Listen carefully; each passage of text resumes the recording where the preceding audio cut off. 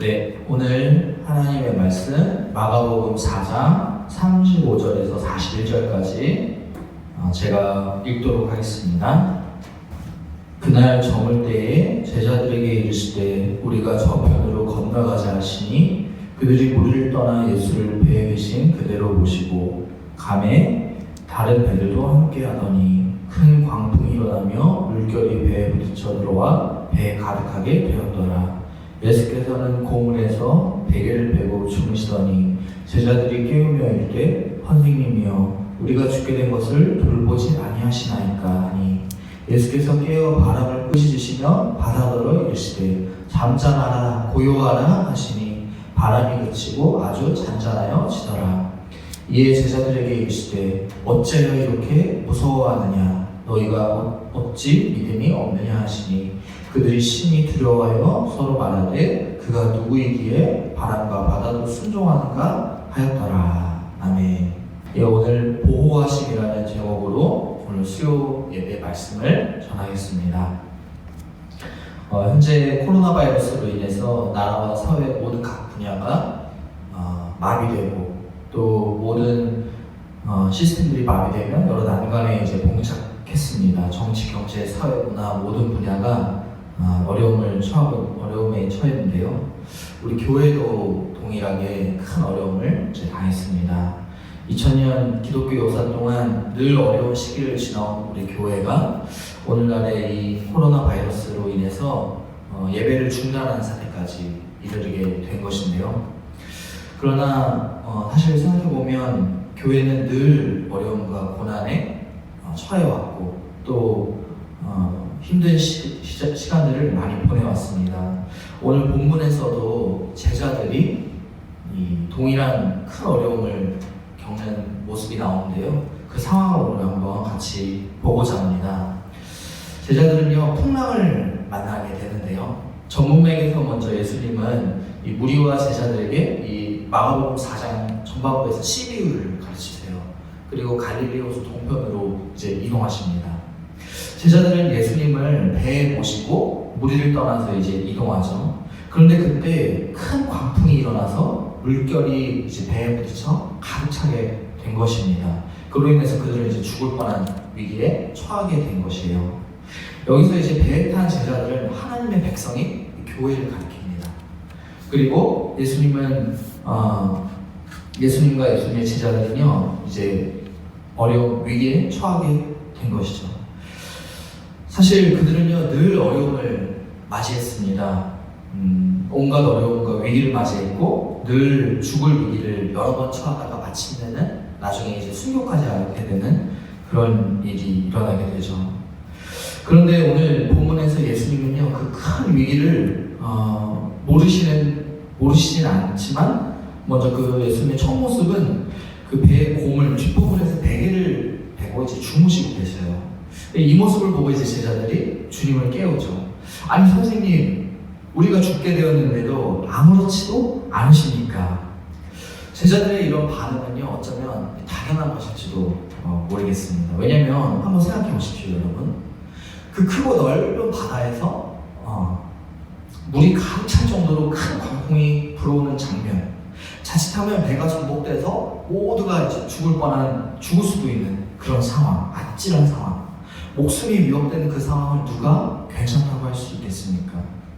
제자들은 직업이 어부였죠. 그런데 그럼에도 불구하고 인간의 통제 밖에 있는 그 자연의 위대함에 압도돼서 그들은 큰 두려움을 느낀 것입니다.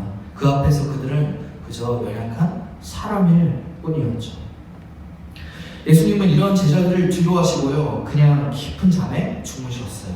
아마도 고단한 사역 스케줄로 너무 피곤하셨기 때문일 것입니다. 그러나 이제 제자들이 계속 깨운 나머지 예수님이 일어나셔서 이렇게 얘기하시죠. 39절입니다. 예수께서 바람을 꾸짖으시며 바다더러 이르시되 잠잠하라 고요하라 하시니 바람이 그치고 아주 잔잔하여 지더라. 제자들은요 이 모습을 보고 이제 얘기합니다. 어찌하여 두려워하죠. 이 모습을 보고 예수님이 어찌하여 이렇게 믿음이 없느냐 하고 책망하시기도 합니다. 제자들의 다급함으로 인해서요, 잠에서 깨신 예수님의 말씀으로, 다급함으로 잠에서 깨신 예수님은요, 말씀으로 이 상황을 해결했어요. 근데 사실 생각해보면 잠에서 누가 억지로 깨면 안 좋아하지 않습니까? 저도 그런데요. 잠에서 깨면 일단은 기분이 짜증나죠. 그것이 뭐 당연한 천사일 것입니다. 그러나 주님은요, 제자들의 이 연약함을 익히 잘 아셨어요. 그리고 그들을 보호하시며 자연에게 명하셨어요. 잠잠하라, 고요하라. 그리고 그 바다와 광풍을 전능하시고 하나님의 말씀으로 통제하셨습니다. 예수님이요, 바로 그런 분이세요. 예수님은 전능하신 하나님이십니다. 그분이 말씀하시면 그대로 되는 그 일이 일어나죠. 그분이 전능자이시기 때문이고, 그분이 말씀으로 이 세상을 창조하셨고, 말씀으로 이 세상을 다스려 가시며, 말씀으로 이 세상을 지배하시기 때문에 가능한 일이십니다. 그분이 전능하신 창조주요, 다스리시는 주 예수 그리스도이시기 때문인 거예요. 잠잠하라, 고요하라. 그분의 음성이 우리를 일깨우는 것입니다. 한편 주님은요, 믿음 없는 제자들을 꾸짖으시며 그들에게 이 주님을 신뢰하라고 요구하시며 믿음을 촉구하십니다. 주님은 인간적인 연약함을 넘어서 이 두려움을 당신을 향한 전적인 신뢰로 바꾸기를 원하셨다는 거예요. 제자들은 41절에 이렇게 얘기합니다. 그가 누구이기에 바람과 바다도 순종하는가. 사랑하는 우리 신석교회 모든 성도 여러분, 지금 우리 교회들은 이 현실과 관련하여 큰 어려움에 처했습니다. 마치 오늘 제자들처럼요. 코로나 사태로 정부와 사회는 이제 큰 어려움을 맞이했고, 정부와 보건당국의 시청에 따라 교회도 급기야 이 주일 공예회와 모든 주중의 사역 스케줄들을 온라인으로 대체하는 이 불가피한 결정을 내리게 되었습니다. 우리 교회도 지난 당회의 결정으로 주의 인도하신 아래 이렇게 예배를 온라인으로 드리고 있죠. 저도 이제 영상 설교가 처음인데요.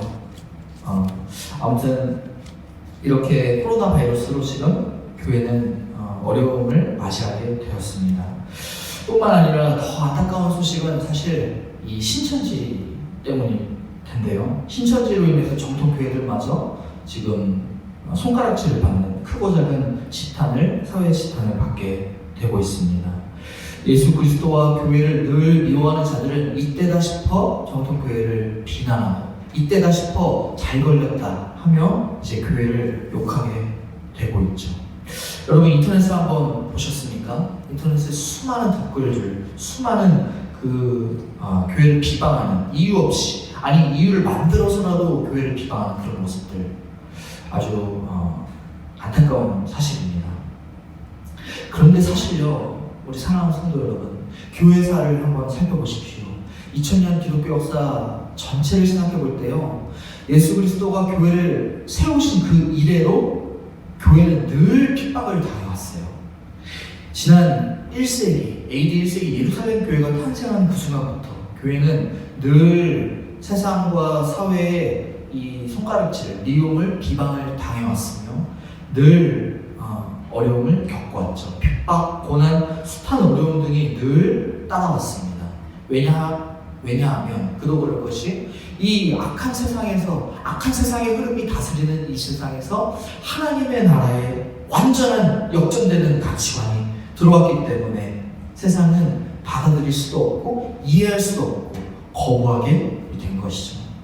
어쩌면 기독교 역사의 박해, 그것은 당연한 것일지도 모릅니다.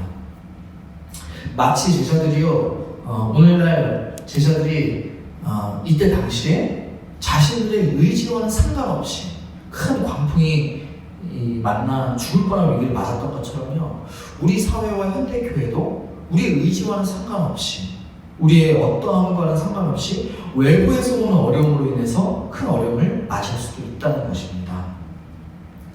우리는 실제로 모이기에 힘써야 하지만, 하나님 나라 백성으로서 더 사랑하고 섬겨야 하지만, 잠시 모임을 중단하며 예배와 식사 교제, 성도 간의 섬김과 사랑이라는 하나님 나라의 귀한 가치관을 잠시 중단하는 이 어려움에 처하게 된 것이에요. 그 하나님 나라의 모든 복과 은혜를 실제적으로 누리는데 잠시 이 중단을 맞이하게 된 것이라는 것이죠.